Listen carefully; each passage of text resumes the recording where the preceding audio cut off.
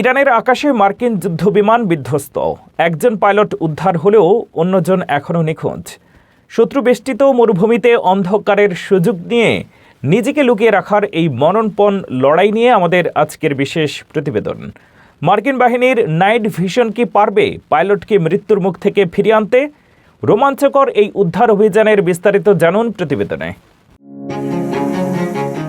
শুক্রবার ইরানের আকাশসীমায় একটি মার্কিন F-15E যুদ্ধবিমান ভূপাতিত হয়েছে। বিমানে থাকা দুজন ক্রুর মধ্যে একজনকে মার্কিনের স্পেশাল ফোর্স উদ্ধার করতে পারলেও অন্যজন এখনও নিখোঁজ। পশ্চিম ইরানের খুজেস্তান প্রদেশের দুর্গম মরুভূমিতে এখন চলছে এক রুদ্ধশ্বাস সার্চ অপারেশন। সামরিক বিশেষজ্ঞদের মতে এই মুহূর্তে নিখোঁজ পাইলটের জন্য সবচেয়ে বড় ঢাল হলো রাত। মার্কিন বাহিনীর কাছে উন্নত নাইট ভিশন এবং ইনফ্রারেড প্রযুক্তি থাকায় অন্ধকারের মধ্যেও তারা শত্রুর চেয়ে এক ধাপ এগিয়ে থাকে। অবসরপ্রাপ্ত মেরিন পাইলট ক্যাপ্টেন রনো আলভারাডোর ভাষায়, উই ওন দ্য নাইট, রাতের রাজত্ব আমাদের।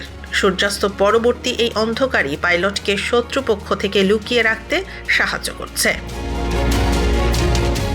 একজন মার্কিন পাইলটকে শেরে নামক অত্যন্ত কঠিন প্রশিক্ষণ দেয়া হয়। বর্তমান সেই মাসল মেমোরি ব্যবহার করেই পাইলট হয়তো মরুভূমির উত্তপ্ত বালু আর শত্রুর চোখ এড়িয়ে আত্মগোপন করে আছেন।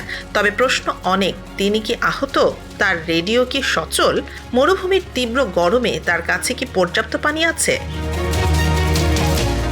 সময় যত গড়াচ্ছে ঝুঁকি ততই বাড়ছে। একদিকে ইরানি বাহিনী, অন্যদিকে মার্কিন উদ্ধারকারী দল। শুরু হয়েছে সময়ের সাথে পাল্লা দেয়ার লড়াই। ভোর হওয়ার আগেই কি তাকে উদ্ধার করা সম্ভব হবে, নাকি ধরা পড়বেন শত্রুর হাতে?